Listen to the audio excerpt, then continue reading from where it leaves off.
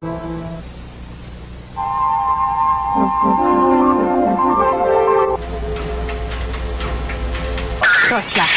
sizlar rentgen nurining nima ekanligini chuqur bilasizlar. U odam badanining ichki qurilmalarini yoritib beradigan bir xil g'ayri nur. Halbuki u yana buningdan 80 necha yil burun Germaniyaning bir universitetida ishlagan doktorning ismi. Doktor rentgen bir kuni butun zehnini yig'ib ovoz tembri nuri ustida tajriba etib beryapti. Endi bo'ldi. Voy-ey. Oh. Voy-ey. Ajab. Voy-ey. Nima qilganingiz? Shundoq ranglik gap qilamsiz? Odam alam Keçirsen, men üllük gap qilib senin uyqunga ta'sir yetkizibdi menda. Xafa bo'lma. Mening bellarim uyushib qopti. Mana yigina, buni yesang achchig'ing inib qoladi. Ala.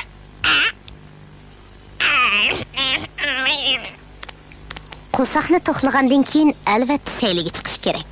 Chashqan apandi olchanlagan holda doktorning tajribaxonasidan chiqib ketdi.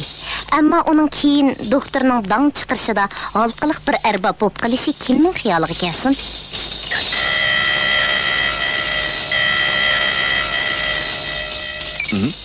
Nima? Bu qanday narsa endi?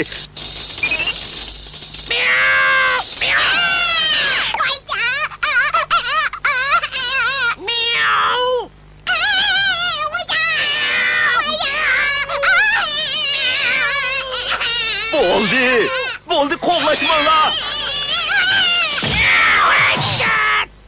Ajab og'ridi. Bu qanchalik og'riqdi? Men kelib menga yordamlasha, ha? Jim tur. Hargiz medirba, ha? Jim tur.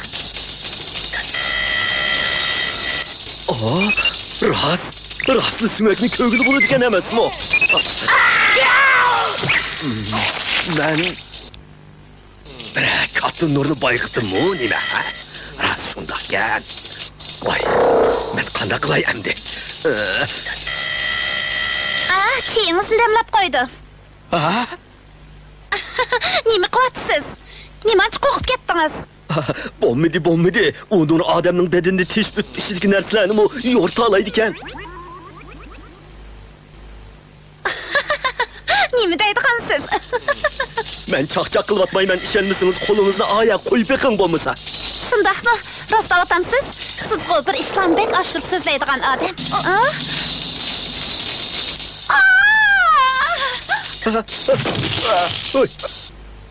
Ko'zingizni yeching. Sog'misiz? Ko'zingizni yeching. Odamni qo'rqatmang-a. Ya Allah. Nimanda qo'rqinchli nur bu?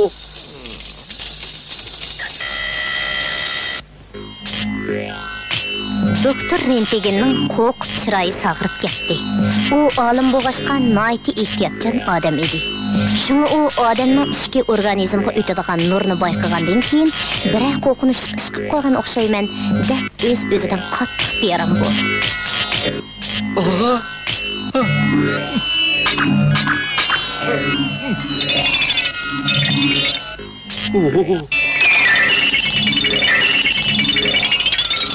Bo'lmabdi. Hammasini sunak qubu. Qutqizinglar. Odam bormi?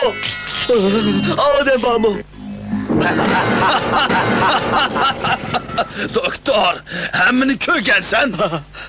Sen nima odam? Men sening ishingdagi shayton. Sen shaytonmi? To'g'ri, men sening yuragingning eng ojiz yerida. Kela, kemmamsan.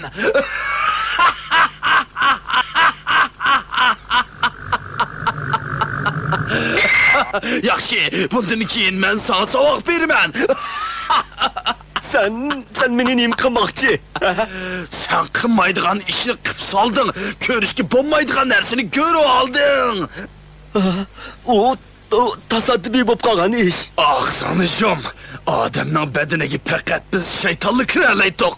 Badanning ichidagi narsalarni faqat biz ko'ra olaydik. Endi uni sen ko'rib olding.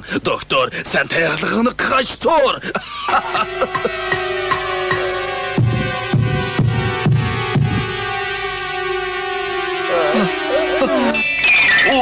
o'zim qilaman deb qilgan ish emas. Men xapima. Quruq gap, sen bizga o'xshash ish qilib qo'yding. Shuna bugundan boshlab sen bizga sherik bo'lasan. To'g'ri, durust. Sen hozirdan boshlab bizning shaytonlar jamiyatimizga qo'shilasan. Yangi amran tura o'rningdan. Qarshi olamiz. Qarshi olamiz. Shaytonlar seni qarshi olamiz. Yo'q. Qo'shilmasam qo'shilasan. Bu biz shaytonlar jamiyatining qoidasi.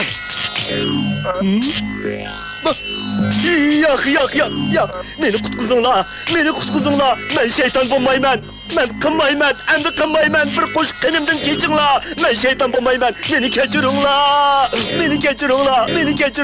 Men shayton Vaqtirma. Bir oz kishida soni bo'ladi. Bu murosim badaningda butunlay suyak qolganda oxirlashidi. Voy jon, nima deganisiz? Men kuyib ketdim. Meni kechiringlar. Bir qo'shiq qinimdan kechinglar. Unda qilmanglar.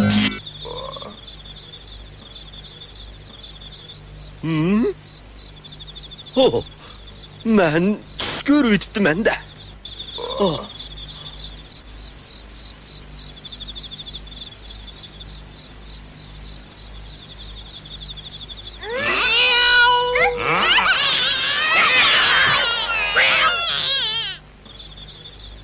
Doktor Rentgen xiyolga cho'mdi. U o'zi bayqagan bu g'ayri nurni qandoq bartaraf qilishni uqmayotdi. Bo'ldilar, hammani tashlay. Tajriba uskunlarimni buni chekib o'tay. Shu chaqda kallam aram topamiki.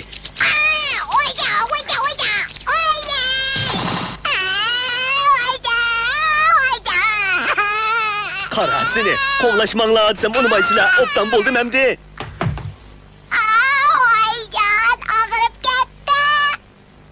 Abla, butun zaxmlanibdimi nima? Mana ishni ko'ring endi. Nari zaxmlangan-da buning. Aras. Eliqi nur bilan ko'rib boqaychi. To'xta. Men tekshirib boqay. Birdan jim turib tur, ha? Qo'rqma. Og'irtmayman, jim tur, ha? Suna sunib emasmi? Shunda qattiq og'irgan nima? To'g'ri, misha shuka.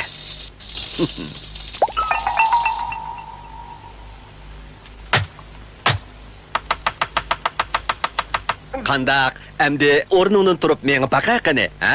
Xil yaxshimi, ha? Bo'ldi endi, ammo bir necha kungacha mangmay tursang bo'ladi-da. Bo'ladi.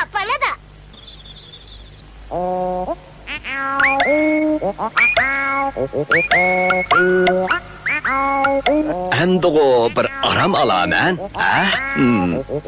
To'g'ri, u narsani endi o'qdim. U tushuniksiz nurni insonlar uchun ishlab kelib bo'lar ekan-ku. To'g'ri. Yashson! Bu odam elishib qoldimi? Nima? Shu kuni kechda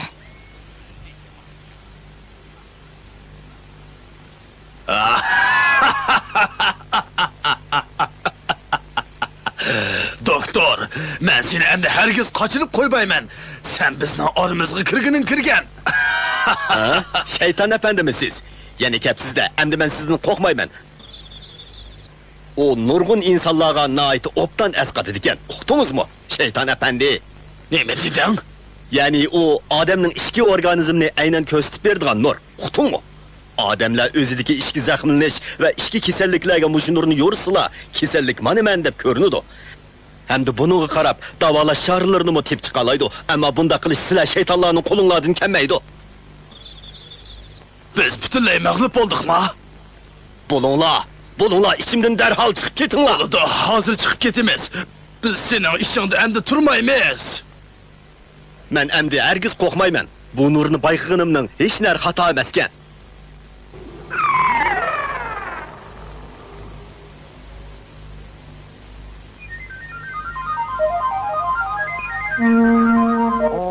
Keyin bu g'ayri nur doktorning ismi bilan atilib, tibobatchilik sanoati va boshqa sohalarda keng qo'llandi. Shuning bilan doktor Rentgen bu ulug' natijalarni qo'lga keltirganligi bilan tunji qatimliq Nobel fizika mukofotiga erishdi.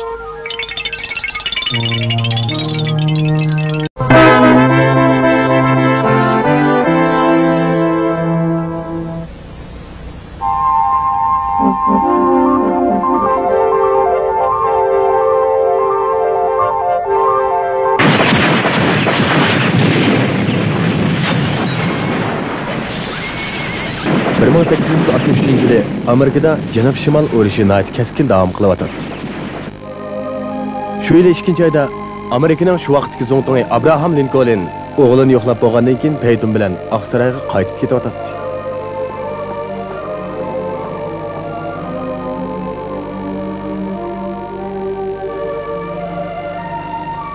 Nemish bu? To'xtanglar. Jangdan qochgan askar etiladi. Bu shu chog'dagi harbiy qo'shinning belgilamasi edi.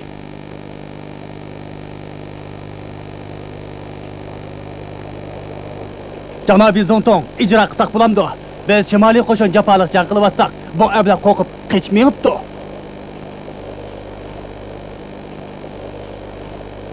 Odamlar har xil bo'ladi. Ba'zilar irodalik, ba'zilar irodasiz bo'ladi. Bizning davlatimiz mana shunday odamlarning yig'indisidan tashkil qilingan. Onunğa mundaq muomala qilishga bo'lmaydi. Xo'p. James emas, janobiy Zontongga ehtirom bildirmay nima qarab tursa? Onun qizini sebek o'rlab ketibdi. Apirib mening doktorimga davolatdinglar. Oqsaroyning doktori Jimni davoladi. Uni hech kim qo'rqitmadi.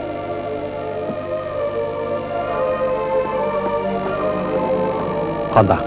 Xeyli yaxshi qoldimi? Bu bola nihoyat tatlı uxladi.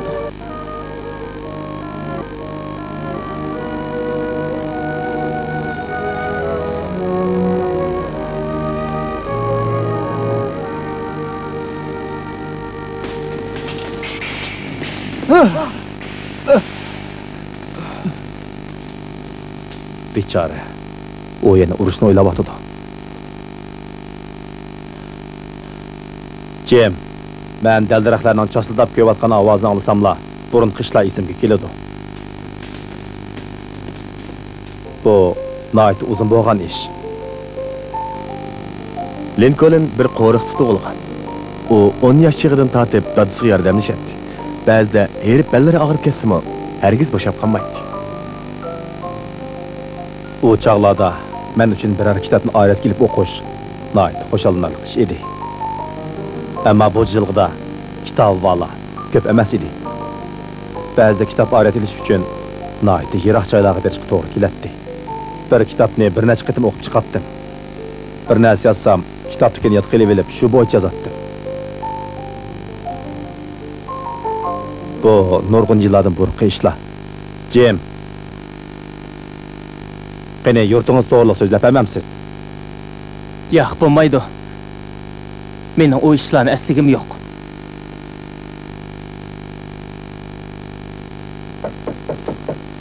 Douglas Zontong, 3-armiyaning mudofaa liniyasi buzib tashlandi. Nima? Dushman qo'shinlari 150 chaqirim yiroqlikda Washingtonga qarab ketyapti. Tom. Jim, obdan uxlam. Yaxshi tush ko'ring.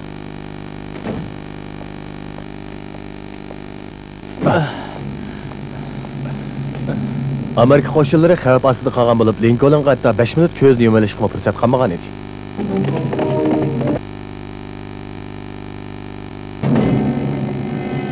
Janobiy Zontong, Jim nihoyatda osal nemika.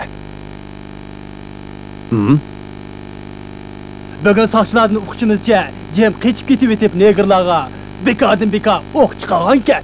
O negerlarni etibdimi? Bizning Amerika qo'shinlari neger qullarni ozod qilish uchun qon to'kib jang qilyapsa.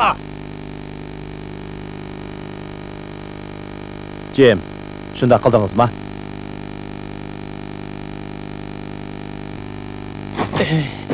Men negerlarni yomon ko'raman. Negerlar bo'lmagan bo'lsa, bu qo'rqinchli urush bo'lmagan bo'lardi. Jim, bu gapcha biz negerlar Amerikaga kelmasak bo'ldi ekanda. Bu negerlar Afrikadan qul qilinib, Amerika qit'asiga olib kelingan edi. Lincoln bu vahshiy qulluq tuzumini jazman bekor qilish kerak deb o'tirib qo'ygan. Buni shimol qo'llagan, janub bo'lsa uning qarshi chiqqan. Mana bu janub-shimol urushining portlash sababi edi. Jim, siz tushunishingizz kerak. Negerlarni ozod qilish biz insonlarning burchimiz. Ey Jim, men seni quruqlik armiya harbiy sot boshqarmasiga topshirib beraman. Bunday bo'lmasmiki, Jim hozir davolanayotgan tursa. Vaqtni bir kechikayni surayli. O mishada bir kechik qo'nib olsin.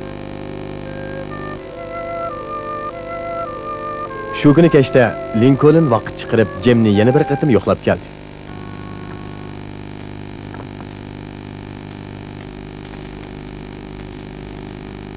Jim, men sizdek chig'imda Indiana shtatida parlament saylimi o'tkazilgan. Men nutq so'zlaganda shu chaqda tunji qitim anglab, uning nihoyatda yaxshi ish ekanligini his qilgan. Shuningdan keyin men bu nutq so'zlab beqishni o'ylagandim.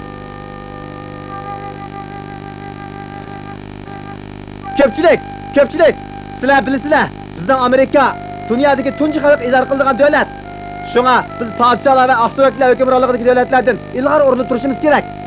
Bizning amgakchi xalqimiz, ya'ni sizlarga o'xshash oddiy odamlar o'zlarining vakillarini saylam orqali saylab chiqib, davlatimizni shu orqali idora qilishimiz kerak. Bizning davlatimizdek mashhur davlat hozirgi dunyoda faqat birla.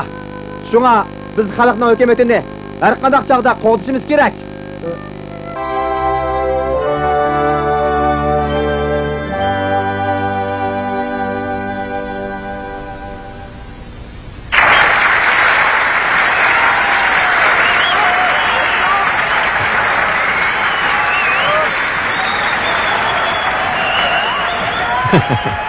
O mening birinchi qitim nutq so'zlashibdi. Men bularni butunlay kitobdan yodqog'inim bo'yicha so'zlagan. Shu hozirgacha esimdan chiqmaydi. Men hozir yashnab qoldim, lekin mening g'oyam hech qanday o'zgargani yo'q. G'oyig'i mendimi botdi. Ammo uni zambiraklarning o'qi yo'q qildi.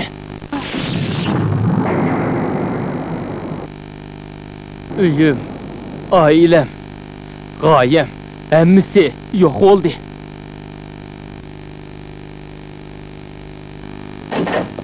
Dokulat, Janob Zonton, doktorxonaliklarni aytishicha.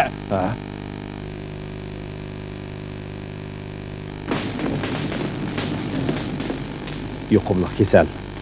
Oxir o'g'lining jinni opdi-da.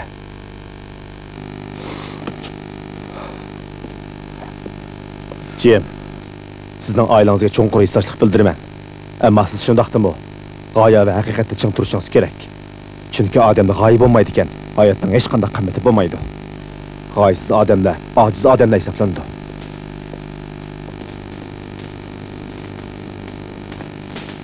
Zontonning o'g'li bayam o'lib ketdi. Nima? Zontonning o'g'li doktorxonaga yardolarni hal so'rg'ili beribdi ekan. Baxtga qarshi kasal yuqtiryapti.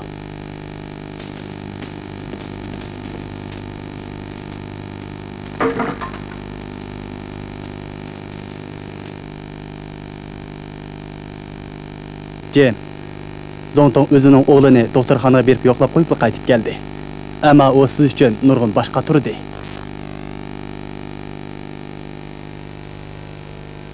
Shu kuni kechida Jim Oqsaroydan hech kimga tuydirmay chiqib ketdi.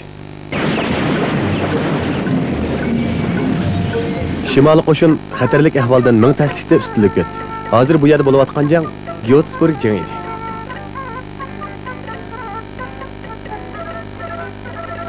Dokulat Janob Zonton. Jimdan xabarini uqdiq. Jimdan? U qayerda ekan? Jim ismini o'zgartirib maxfiy piyodalar qismiga qatnashibdi. Keyin Geotsburgdagi jangda mana Maxat jasadning yanchug'idan chiqqan ekan. Qadrli Zonton Lincoln, ben Oqsaroydan ketdim, ammo qochmadim. Menga ishining Jim semiz.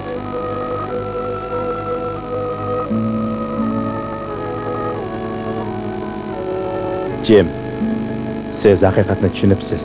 Hamda haqiqat uchun yosh hayotingizni taqdim qilibsiz.